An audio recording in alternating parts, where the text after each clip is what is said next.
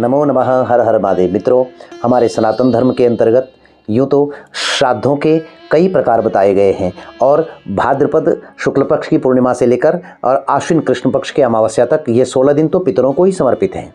लेकिन एक ऐसी भी तिथि है जो केवल और केवल पिशाच योनि से मुक्ति प्राप्ति के लिए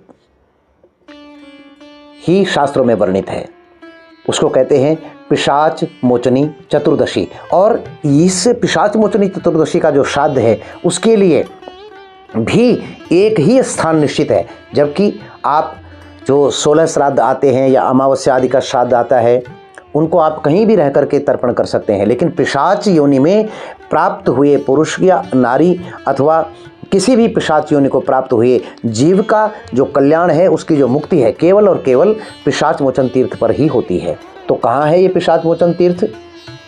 आइए, स्कंद पुराण में काशी खंड में वर्णन आया है कि कपर्दी नाम के एक शिवजी के गण ने भगवान शंकर की बहुत ज़्यादा तपस्या की।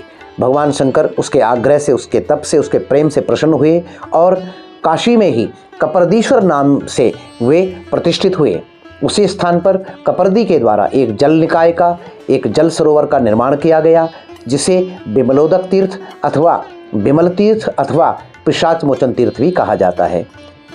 मार्गशीर्ष शुक्ल पक्ष की चतुर्दशी को जिन व्यक्तियों को पिशाच योनि की प्राप्ति हुई हो अथवा वे व्यक्ति बारंबार आपके कुल को, आपके वंश को क्षति पहुंचा रहे हों, दुखी होकर के आपको परेशान कर रहे हों, तो उनकी मुक्ति के लिए एक बार उस सुनिश्चित स्थान पर जाकर के श्राद्ध करना चाहिए। तो क्यों प्रसिद्ध है मार्गशीर्ष शुक्ल पक्ष की चतुर्दशी? उससे महर्षि वाल्मीकि एक बार वहाँ तप कर रहे थे, तो एक पिशाच जो पूर्व जन्म में ब्राह्मण था लेकिन अपराध के कारण अपने कुछ कर्म ऐसे बन गए, उनके कारण पिशाच योनि को प्राप्त हो गया। वह बारंबार महर्षि के तप में विघ्न डालने लगा।